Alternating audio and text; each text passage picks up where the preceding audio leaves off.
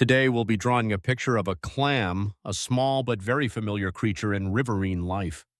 This video is designed so you only need to listen and draw along with the voice instructions without looking at the screen, so please prepare drawing paper pencils, an eraser, and if possible, some colors to complete your picture. Before we begin, sit in a comfortable position, take a deep breath, relax your hands, and let your mind slow down, because drawing is not just about creating a shape, but also a relaxing process. Now, let's start with the overall shape of the clam. Imagine the clam as a small shell lying tilted on the damp sand. Use a pencil to lightly draw a slightly flattened oval horizontally. This will be the mainframe of the clamshell. Don't worry if the shape isn't perfectly round or even because clamshells in nature aren't perfect either. Each one has its own unique features. After creating this oval shape, divide it into two unequal parts with a gentle curve running from one end to the other. This curve represents the boundary between the two shell halves. Next, we make the clamshell feel thicker and more solid. On the bottom edge of the oval, draw another parallel curve a very small distance from the original outline. This line gives the shell depth, preventing it from appearing flat. When drawing, your hand should move slowly and steadily so that the lines are soft and natural. If you accidentally draw too darkly, you can use an eraser to gently soften it. Now we move on to the important detail that creates the distinctive look of the clam, the lines on the shell. Starting from the point near the hinge where the two shell halves meet, draw curved lines radiating outwards like a fan. These lines don't need to be perfectly straight or even. They can be long, short curved or slightly curved. This unevenness will make the clamshell look more vibrant and realistic. When drawing the lines, you should press lightly at the tip of the pen and gradually thicken it towards the outside to create a sense of depth. After completing the main shell, we add a little background so the clam doesn't look like it's floating on the paper.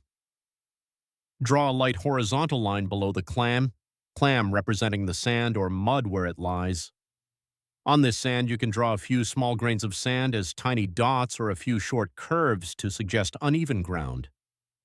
These details don't need to be numerous, just enough for the viewer to understand that the clam is in its natural environment. Now take a moment to review the overall drawing with a pencil. If you see any imbalances, you can adjust them before you start coloring. Once you're satisfied, use a darker pencil or ink to outline the main lines of the clam, especially the outer outline and the boundary between the two shell halves. At this point, your brushstrokes should be more decisive and confident, as this step makes the image clearer. If you want the painting to have more depth, add shadows. Identify an imaginary light source, for example, light shining from above on the left. Then the bottom and right sides of the clam will be darker. Use a pencil to lightly color this area with parallel or crisscrossing strokes, remembering to color from light to dark for a smooth transition. The shadow on the sand is also very important. Just a small dark area right under the clamshell is enough to create the feeling that it's resting on the ground. Finally, if you have paint, try coloring the clam. The color of clamshells is usually light brown, gray, sandy, yellow, or slightly bluish. You can start with a light layer of color covering the entire shell, then add darker colors to the grooves and dark areas. Remember to color along the curve of the shell so the colors blend with the shape. The sandy surface can be colored light yellow or light brown, applied very lightly so as not to obscure the clam. When finished, put down your pen and look at your artwork. You have just drawn a clam with your own patience and imagination. Whether the drawing is simple or complex, the most important thing is that you enjoyed the creative process. Hopefully, after this video, you will feel more confident in drawing the small creatures around us. And who knows, next time you will continue to pick up your pen to draw many more interesting things from nature.